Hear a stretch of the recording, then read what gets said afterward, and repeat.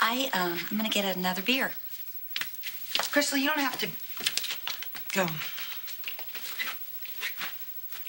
I know you're mad at me. What do you want, Liza? I just had the most amazing talk, mother-daughter talk with Colby. It was the first time in forever that we actually connected on something real. She was so mature and so reasonable. Sounds tragic. I can see why you're so distraught. Tad, I'm sorry that Damon overheard my conversation with Colby. Conversation with Colby? Are you kidding? You told her you don't think he deserves to be a father? What the hell is that? You hurt him. You humiliated him. Right, and you would never do that to anyone, would you? Fine. Tell me about your conversation with Colby. You know, I've been feeling so isolated from her. Everything I say is wrong. Everything I do is bad. But just now, she absolutely blew me away. She was the one who made the first steps towards making our relationship better. God, I can't even tell you what that feels like to just have her, reaching out to me. It must be the beer, because I still don't see the problem. Problem is, it doesn't matter how smart or mature she is, as long as Damon is in this picture. When we were their age, we were a train wreck. You remember? And all I see is the two of them on that train heading down the same track. It's a disaster. I know. I'm not going to have this conversation again, okay? I know I've hurt you. I've apologized over and over. I've tried to make good for it. I've tried to make peace. I don't know what more I can do. Deal with Damon. What does that mean? God's sake, Liza, you want me to ban my son from seeing your daughter because of your irrational fear?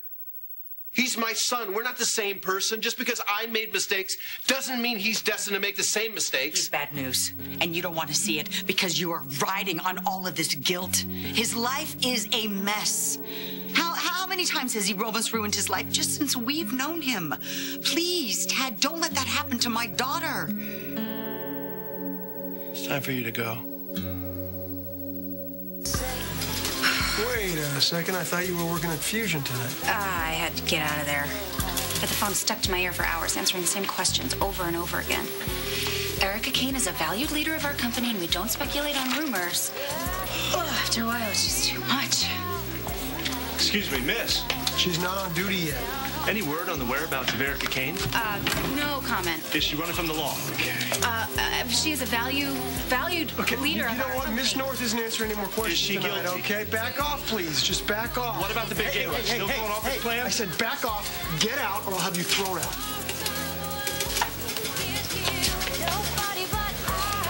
Hey,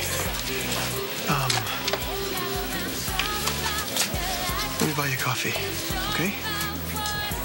Okay. Thank God. This place is a freaking madhouse, okay? The reporters will not stop calling, and we just don't know what to do. We'll take them all on at once. I'll make a statement. I'll video it, and we'll put it over the website. Are you sure? Because maybe... Set it up.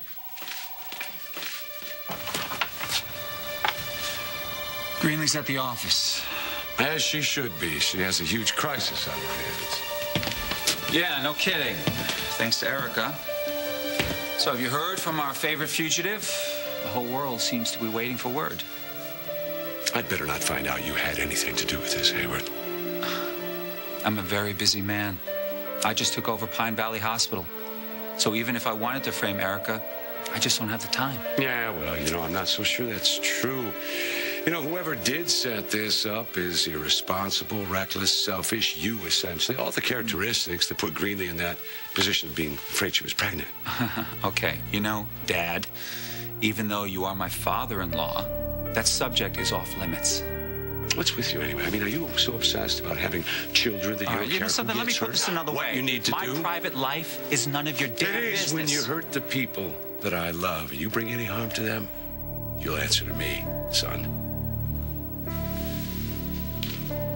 What time do you plan on taking me back down the mountain tomorrow morning so I can get home? Yeah, that's not my job. I'm sticking around here a few days. Few days? Are you out of your mind? Don't screech at me, Dorothy. I did not invite you. You followed me here. Well, I had no choice. It's pitch black out there. I don't know my way down the mountain. And I don't know, call me crazy, but I just assumed that in the morning when the sun came up, you'd help me. Don't you realize you're my only hope? That's the saddest thing I ever heard.